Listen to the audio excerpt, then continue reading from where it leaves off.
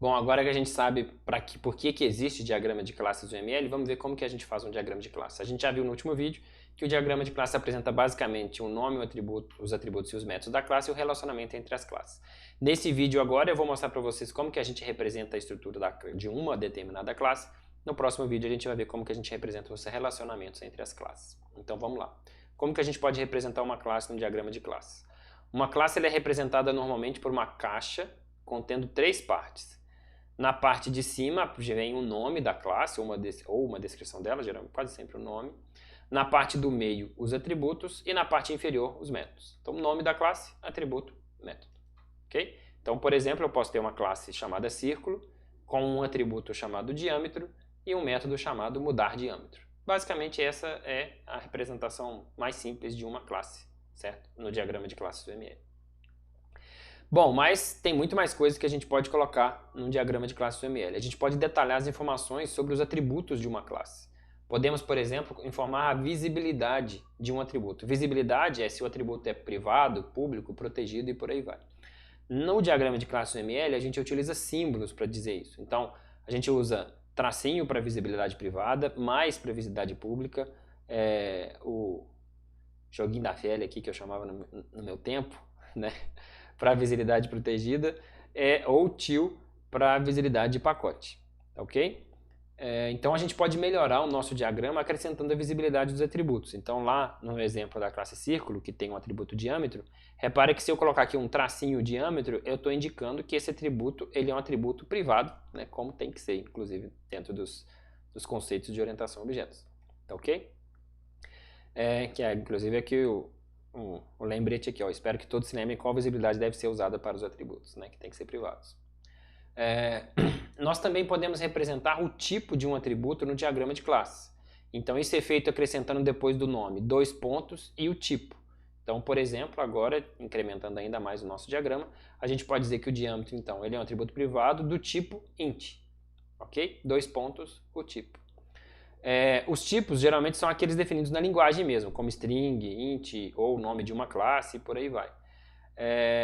Mas repara que o diagrama de classe UML ele pode ser detalhado ao nível que for necessário. Então, isso daqui é um diagrama de classes válido. Né? De repente, se você quer apresentar um diagrama mais resumido, que não tem tanto detalhe, eu posso representar sem o tipo ou eu posso representar com todos os tipos, né? Para ficar uma coisa mais detalhada. Tá ok? Bom, aí alguém podia pensar assim, bom, mas para que isso? Por que eu não simplesmente não faço igual a declaração lá no código? Eu não coloco private int diâmetro, né? Por alguns motivos.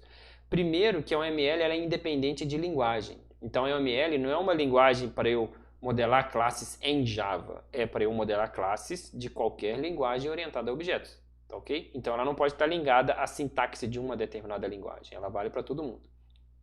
Outra coisa é o seguinte, é que repara que essa descrição aqui ó, é mais sucinta, né? Eu estou passando as informações com menos caracteres, ou seja, quando a gente faz um diagrama que ele consegue passar mais informação com menos, é o ideal. Aqui eu já ia ficar muito verboso, que a gente fala, né? Eu ia precisar escrever muita coisa para dizer a mesma coisa que já está dito lá no outro com um símbolo diferente, tá certo?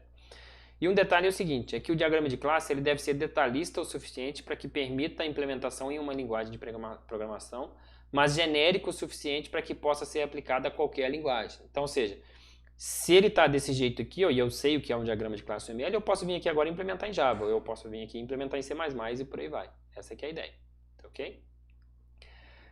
A representação dos métodos em um diagrama de classes é feita de forma bem similar. Então a gente também pode usar os símbolos de visibilidade.